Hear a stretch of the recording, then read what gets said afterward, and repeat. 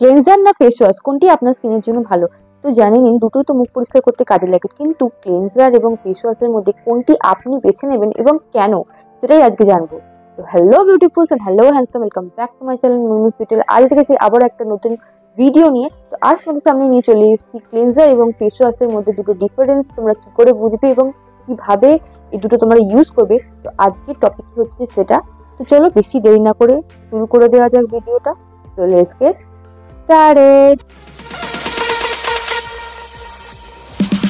ত্বক পরিচর্যা করার প্রথম ধাপই হচ্ছে ক্লিনজিং। হাতের কাছে ক্লিনজিংও আছে, আবার ফেস ওয়াশও আছে, কিন্তু কোনটা ইউজ করবেন সেটা বুঝে উঠতে পারছেন না।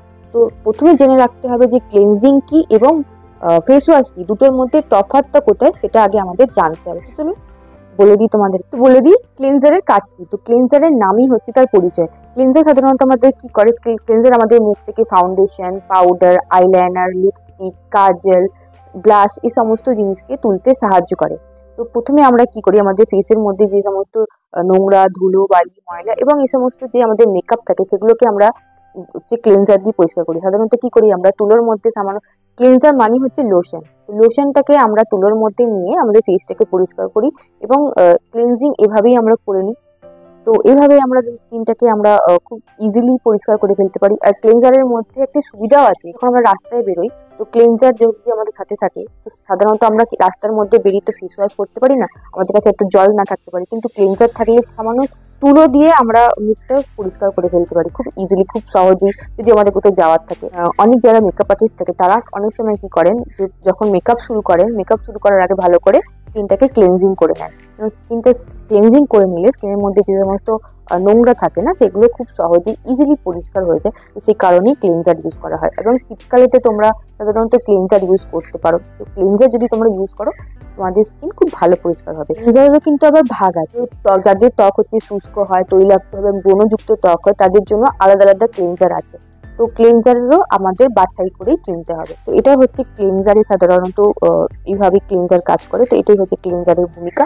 তো এবার আমরা জেনে নেবো হচ্ছে ফেস ওয়াশ। তো এবার বলবো ফেস ওয়াশের কথা। ফেস ওয়াশেরও কিন্তু ক্লিনজিং এর মধ্যেই কাজ।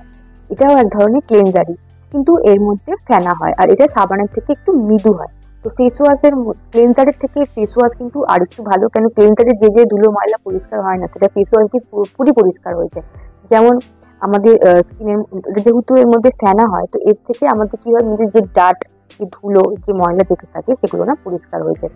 কিন্তু ক্লিনজারে যেভাবে পরিষ্কারটা হয় প্রথমে, সেই পরিষ্কারটা আবার ফেস ওয়াশে হয় না। কিন্তু এর মধ্যে অনেক সুবিধাও আছে। যেমন ধরুন বাইরে থেকে আমরা আসছি, তো বাইরে থেকে আসার পর আমাদের স্কিনের মধ্যে একটু জল দিতেই হয়। তো জল দিতে আমাদের আরাম হয় এবং তারপরে যে স্কিনের মধ্যে ধুলো বালি ময়লাটা, যেটা আমরা ফেনা ফেনা দিয়ে যে স্ক্রাবিংটা করি বা যেটা মাসাজ করি, তাতে যে পরিমাণ ধুলোটা, বালিটা, ময়লাটা পরিষ্কার হয় সেটা কিন্তু আবার শুধু ক্লিনজার করলেই হয় না।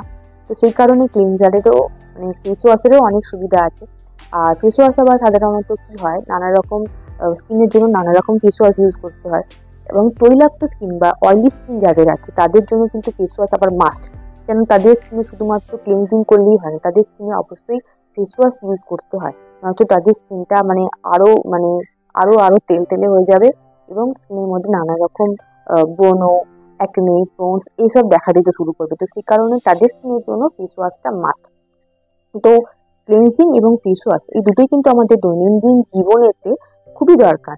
যারা সাধারণত বাইরে যাতায়াত করছে বা যারা মেকআপ করছে, তো তাদের জন্য ডাবল ক্লিনজিংটা কিন্তু মাস্ট। ডাবল ক্লিনজিং কি করে করবে, ফার্স্টে তোমরা কি করবে, স্কিনের মধ্যে হয়তো যে সমস্ত জিনিস আছে, ধুলোবালি, ময়লা বলো, এবার তোমাদের যে মেকআপটা আছে সেটা তোলার জন্য প্রথমে তোমরা ক্লিনজারটাকে কটন প্যাডের মধ্যে নিয়ে নেবে।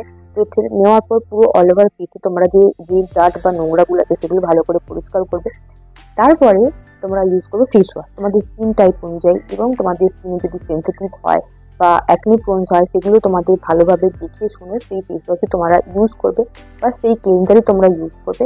তো সেইরকম ভাবে তোমরা তোমাদের স্কিনটাকে পরিষ্কার করে নেবে। তোমরা যদি ডাবল ক্লিনজিং মেথড ডেলি করো না, ডেলি ফলো করো, তোমরা নিজেদের স্কিনের মধ্যে নিজেরাই একটা পার্থক্য লক্ষ্য করতে পারবে।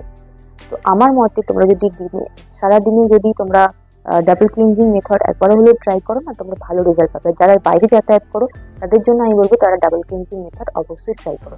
তো আমি আশা করছি এই ভিডিওর মাধ্যমে আমি তোমাদেরকে ক্লিনজার এবং ফেস ওয়াশ এই দুটোর মধ্যে ডিফারেন্স কোথায়, এই দুটো আমি আশা করছি বোঝাতে পেরেছি।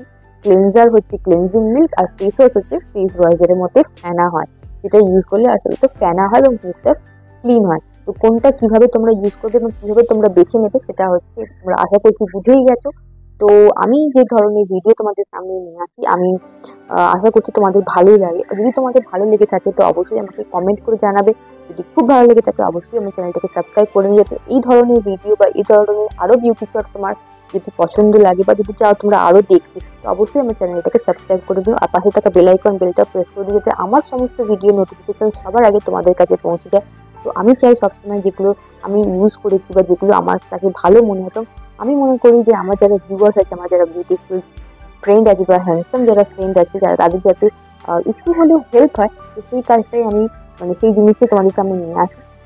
তো যাই হোক, আজকের মতো এখানেই দেখা হচ্ছে আবার নেক্সট ভিডিওতে তো ততক্ষণের জন্য টাটা বাই বাই, সুস্থ থেকে ভালো থেকে সাবধানে থেকো। আর ভালো লাগলে অবশ্যই চ্যানেলটাকে লাইক করে সাবস্ক্রাইব করো। আমার পেজ আছে ইনস্টাগ্রাম এবং ফেসবুকে মুনমুন ডিজিটাল, তো সেখানে অবশ্যই আমাকে ফলো করে নিও। আমার এই ধরনের ভিডিও সেখানেও পাবে তোমরা। তো আজকের মতো বাই, দেখা হচ্ছে আবার নেক্সট ভিডিওতে।